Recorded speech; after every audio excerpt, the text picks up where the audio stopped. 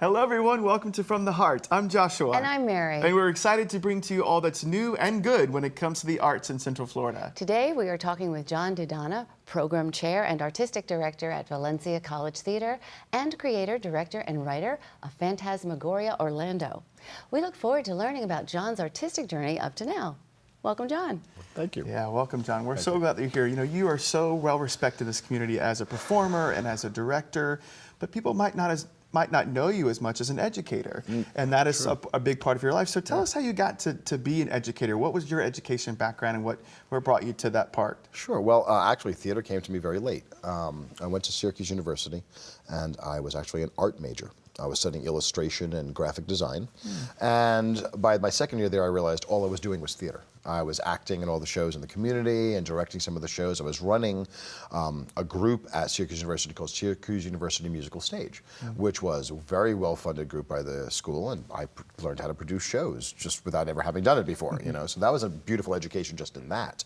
I switched over to theater management at SU. I wanted to learn that side of it. And then I went on to grad school at UNCG, where I got my master's in acting and directing. And so that's really where I got the meat of that. And then I came right down here. I graduated from UNCG. I came down here to work on the TV shows that were being done. I worked on Swamp Thing and Superforce and all those early ones. And even early then, I started getting jobs as a teacher. And my first ever teaching job was with Valencia College, where I am now. And I taught acting and a couple of history courses and didn't really love it at the time. So I did it maybe for about 2.5 years, and then I just kind of dropped it. And I said, well, that's not for me. I'm never going to do that again. And then one of the heads of the department at Seminole State called me and said, Bobby Bell, he called me and said, John, I need your help. Please take a class. And I went, no, I do not want to ever teach again as long as I live. Why did you say no? Why did you not like it? Because I didn't enjoy it the first time, because I wasn't ready. You know, to teach. I had just gotten out of grad school, you know. And so finally he literally forced me to take it. He said 1 semester, and I loved it. And I kept going back, and then I was adjuncting at a lot of the different schools. I taught at Rollins, I taught at Valencia. What'd you love about it? The students. Let's just be honest. The students. They keep you on your toes. They teach you much more than you could ever teach them. And that's why I loved it, you know. And then a couple of years ago, about 5 or 6 years ago, you know, I was asked, hey, are you going to put in an application for the full-time job? It's going to be eventually the program chair. And I went, no. I said, no, no, no, no, no, no. And literally, like at 11:59 at night, I went, okay, you know, right before the cutoff. And I wound up getting it.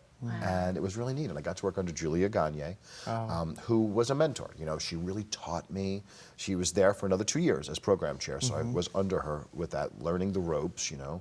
By the second year, she kind of cut me free. You know, she was going, okay, you know, that's you do that.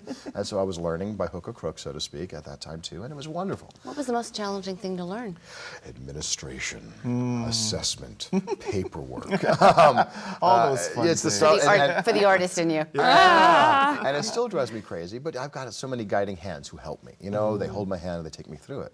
And the beautiful thing is that they really support. One of the reasons I was brought in was because of my ties with the community. So it's for the other reasons that I was brought in, not just as an educator, but as a director and as a community member. And I remember one of our outgoing program chairs from another section of theater said, I want you to build bridges with the community. I said, great. And so that's what I've been spending the last couple of years doing. We've been bringing a lot of artists in to Valencia. We hired a whole new staff of teachers. We have Aradana Tawari from Mad Cow who teaches there, Tim Williams from the Shakes who teaches there. Bobby Bell, the man who started me doing it again, has come on as an adjunct and teaches for us there. So we've reached out to, you know, those working artists in the community, and we've developed a lot of different programs for Valencia. We want to see it become more of a conservatory. You know, it's only a 2-year college. We know that. You know, we're not trying to masquerade as anything else, but we're really trying to create an immersive acting, learning environment for our students. So a couple of years ago, we started a thing called Valencia Acting Gym. This was essentially one Saturday. I left my acting class, because I teach Saturday morning acting class. I left and I said, hey, I'm gonna go get some coffee. If you guys are still up here when I get back, we're gonna do something. I came back and they were all still there. Wow. And I said, okay, what are we going to call this? And we all talked about blah, and we decided we were going to call it Valencia Acting Gym, a way to work out, you know, a way to kind of just each week explore something new. Well, that's been going, you know, straight through. We have, you know, sometimes I'll walk in, there'll be 40 people there. Sometimes I'll walk in, there'll be 5. And we just work. It's everything from monologues to scene work to improv to getting outside gigs. We train the Orange County Sheriffs. We work with them on scenario trainings. They do scene work? Yeah, well, they do in a way. What we do is Improv, really?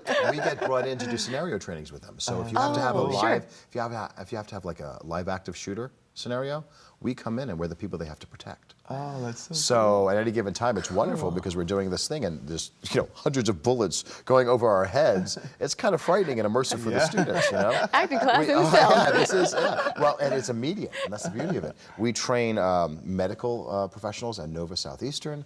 We recently spent a month at UCF training their social worker students. Because in other words, we go in and we're like, hey, you know, I'm a student here and I need help. And you know, the social workers have to help us, that kind of a thing.